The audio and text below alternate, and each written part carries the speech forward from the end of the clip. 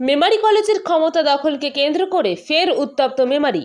তৃণমূল ছাত্র পরিষদের দুই গোষ্ঠীর মধ্যে সংঘর্ষের জেরে 3 জন ছাত্র নেতাকে গ্রেপ্তার করেছে পুলিশ। রবিবার তাদের বর্ধমান আদালতে তোলা হয়।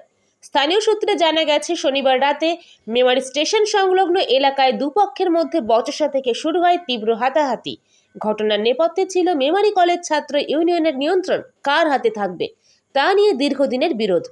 পুলিশ সূত্রে জানা গিয়েছে, ধৃত 3 জন তৃণমূল ছাত্র পরিষদের সক্রিয় কর্মী। এরা হলো রুদ্রকান্ত ঘোষাল, বয়স 24, অর্ণব চৌধুরী, বয়স 22, শেখ নায়েস আলী, বয়স 21। প্রত্যক্ষদর্শীরা জানিয়েছেন, এক গোষ্ঠীর ছাত্র নেতাকে মাটিতে ফেলে মারধর করা হয়। পাল্টা অভিযোগও উঠে এসেছে অপর গোষ্ঠীর বিরুদ্ধে। উভয় পক্ষই থানায় একে অপরের বিরুদ্ধে অভিযোগ দায়ের করে।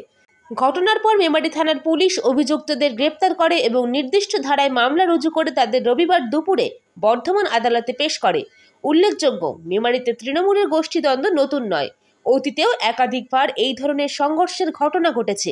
কলেজ এবং স্থানীয় রাজনীতির ক্ষমতা রক্ষা ও দখলকে কেন্দ্র করে এমন উত্তেজনা বহুবার দেখা গেছে।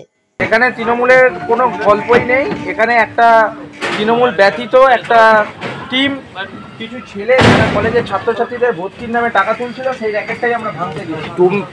তোমাদের বিরুদ্ধে যেটা অভিযোগ, যাকে মারধর করেছে, তো শহর তৃণমূল কংগ্রেসের তৃণমূল ছাত্র পরিষদের কনভেনার। তো কনভেনারের সঙ্গে যারা থাকে তারা হতে পারে, তারা র্যাকেটটা চালায়, কিন্তু কনভেনার কতটা যুক্ত আছে আমি জানি। তোমরা তৃণমূল করো? তো আমি তৃণমূল কংগ্রেস করি। কেন কার সাথে ঝামেলাটা হয়েছে? তোমরা কার সাথে তৃণমূল কংগ্রেস করো? যেসব ছেলেরা কলেজের টাকাগুলো তুলছিল তাদের বিরুদ্ধে আমরা লড়াই করেছি। আর তুমি কার সাথে রাজনীতি করো? তৃণমূল কংগ্রেসের সঙ্গে রাজনীতি করি। আমাদের দলের এরকম ব্যক্তি বিশেষ, নেতা বিশেষের কোনো ব্যাপার নেই। তুমি কি কলেজে পড়ো? কলেজের ছাত্র তো তুমি এখন বর্তমানে? তুমি কলেজের ছাত্র?